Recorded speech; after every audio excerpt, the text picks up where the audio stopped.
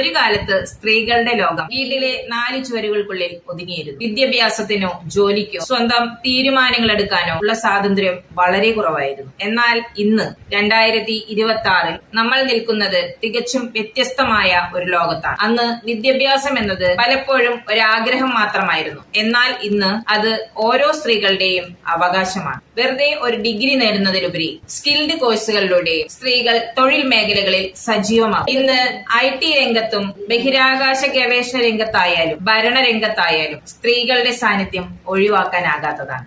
ഏറ്റവും വലിയ മാറ്റം വന്നത് സാമ്പത്തിക കാര്യങ്ങളിലാണ്. പണ്ട് കുടുംബത്തിലെ പുരുഷന്മാരെ പണത്തിനായി ആശ്രയിച്ചിരുന്ന അവസ്ഥയിൽ നിന്ന് ഇന്ന് സ്ത്രീകൾ ഫിനാൻഷ്യൽ ഫ്രീഡം നേടിയിരിക്കുന്നു. സ്വന്തമായി സമ്പാദിക്കാൻ, അത് കൃത്യമായി ഇൻവെസ്റ്റ് ചെയ്യാൻ ഇന്നത്തെ സ്ത്രീകൾക്കറിയാം. സാമ്പത്തികമായ ഒരു കരുത്താണ് അവരെ സ്വന്തം ഇഷ്ടപ്രകാരം ജീവിക്കാൻ പ്രാപ്തരാക്കും. ഇത് കേവലം പണമല്ല, മറിച്ച് അവരിലുണ്ടാകുന്ന വലിയൊരു സെൽഫ് കോൺഫിഡൻസ് ആണ്.